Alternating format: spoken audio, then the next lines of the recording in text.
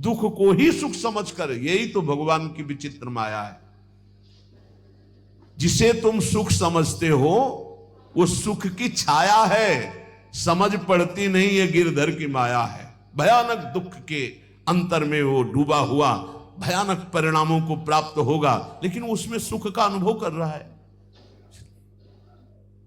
त्यक्त संगो जित क्रोधो लघ्वाहारो, तो अपने आप जितेंद्रिय हो जाएंगे, देख लेना। घृणा हो जाएगी यार, घृणा। कौन सा ऐसा सुख है जो घृणा के योग्य ना हो? लौकिक बढ़िया से बढ़िया पदार्थ खाओ, तत्काल हम उसे वापस उलटते हैं, देखने लायक नहीं रह जाएगा। चिकनी चमड़ी केवल देखकर फंस रहे हैं, कुछ नहीं, पूरा जीवन बर्बाद हो जाता है। धर्म के लिए तो सेवन करने के लिए ठीक है, बकाया भगवत प्राप्ति के लिए जितेंद्रिय चलो, ठीक से चलो। पिधाय बुद्ध्या द्वाराणि मनो ध्याने निवेशयेत्, शून्य स्वेवाव काके गुहासु च वनेषु च, नित्य युक्ता सदा योगी ध्यानम सम्यक उपक्रमेत। श्री दत्तात्रेय जी महाराज कह रहे हैं, बुद्धि को परमात्म चिंतन से इतनी बलवान बनाओ कि अपनी इंद्रियों के द्वारों से घसीट कर उसे भगवान में स्थित करो। हर इंद्रिय द्वार बंद, अंतर्मुख इंद्रियों को करके परमात्म चिंतन में लग। शून्य स्वेवावकाशेषु, एकांत स्थल में कुछ देर बैठने का अभ्यास करना चाहिए। एकांत सुख मास्यताम, 24 घंटे में 48 मिनट का तो रख ही लो शांत एकांत। अपने कमरे में शयन के समय आधा पौन घंटा अगर आप निकाल पावे, बड़ा आनंद आएगा। 24 घंटे आप सेवा दिनचर्या में लगे, आधा घंटे निकाल लो या 48 मिनट शांत बैठ जाओ। बिल्कुल कोई माला नहीं, कोई क्रिया नहीं, बिल्कुल आप इस बात को देखना करके शांत बैठो। पहले बैठ जाओ। अब देखो आपका मन कहां है, तत्काल देखिए। जो ही शांत बैठे, अब है कहां?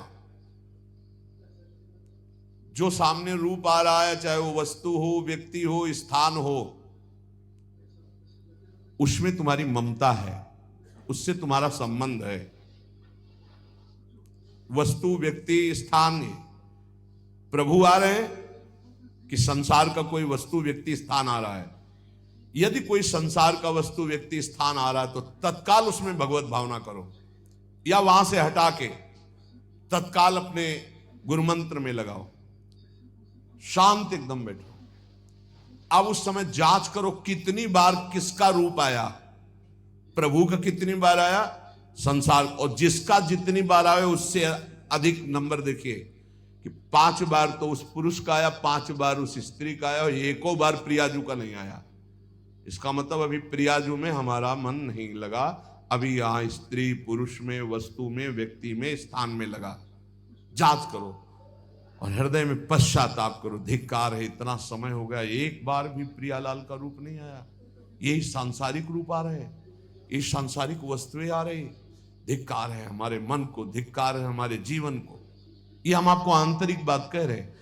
पूज्य भाई जी महाराज, जिस समय मन को धिक्कार दिया जाता है, जलन होती है, जब जलन होती है तो निर्मल होता है, निर्मल होता है, निष्पाप होता है, मल भस्म होता है। जो ताप अंदर मन में होता है प्रायश्चित का, उससे अब बार बार सामने आपको जो गुरु मंत्र मिला है उसको लिखिए।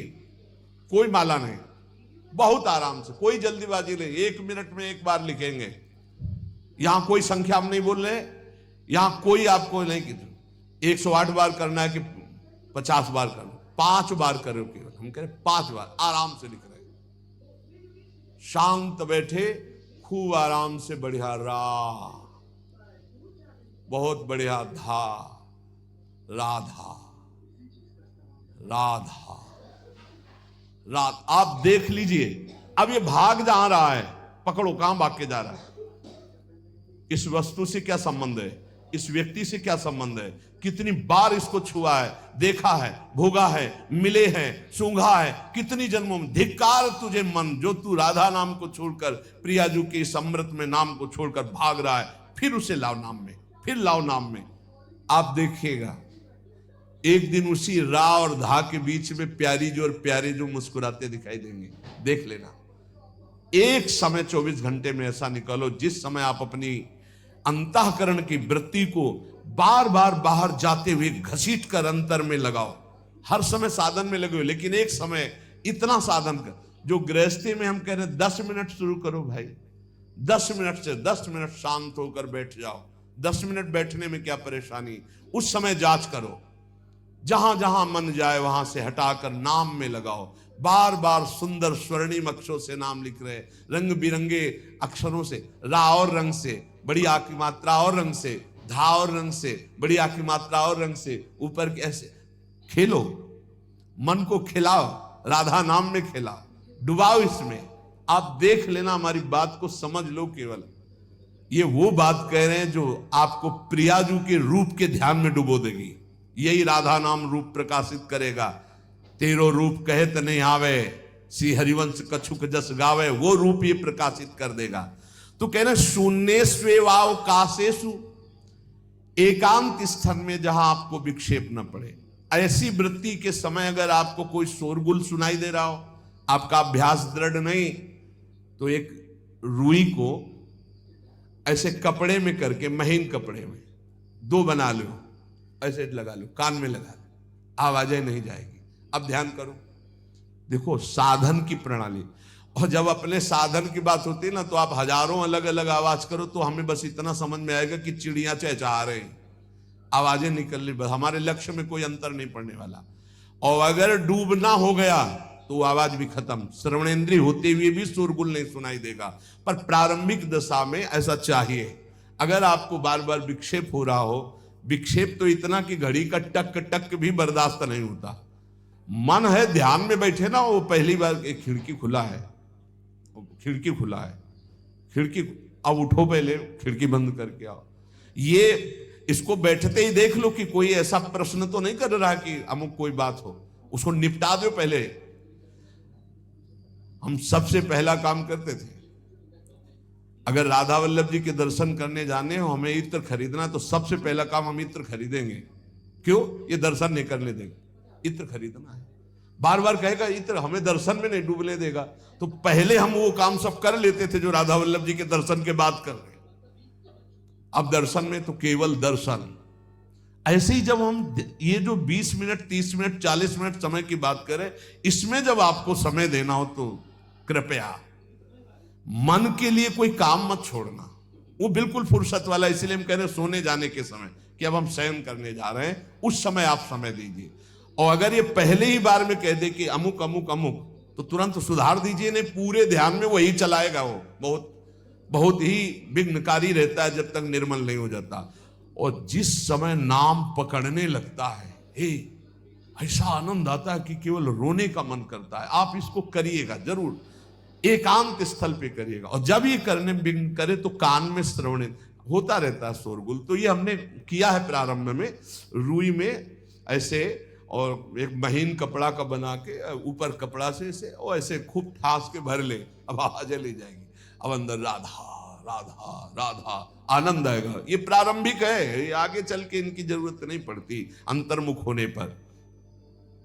तो एकांत स्थल में जब इस तरह से साधना की जाती है तो उपासक का चित्त भगवदाकार होने लगता है। कह रहे हैं वही सच्चा सन्यासी है। वाग्दंड कर्मदंडश्च मनोदंडश्च ते त्रयः, यस्यैते नियता दंडा सत्यदंडी महायतिः। श्री दत्तात्रेय जी महाराज कह रहे हैं वाग्दंड, जिसने वाणी को, वाग्दंड मौन में स्थित कर दिया। वाग्दंड यही प्रपंच की वार्ता नहीं बोलनी, भगवद वार्ता केवल बोलनी। वाणी को दंडित करो। ये बहुत चटर चटर प्रपंच की बातें करती, नाम जपने में इसको थकान लगती है, प्रपंच की बातें करने में नहीं। इसलिए इसको मौन के द्वारा वाणी को शासन में रखो, या तो भगवत चर्चा या मौन। दूसरा कर्मदंड, जो सन्यासी होता है वो निष्कर्म अवस्था की तरफ बढ़ता है। प्रापंचिक कर्मों को करते हुए भगवान नाम स्मरण करके यदि कर्म समर्पण कर दिया जाए तो वही गति प्राप्त होती है। ये तो सर्वाणि कर्माणि मयि सन्न्यस्य मत्पराः। प्रापंचिक कर्म है, व्यापार, नौकरी आदि नाना प्रकार के, लेकिन इन कर्मों को भगवत स्मरण कर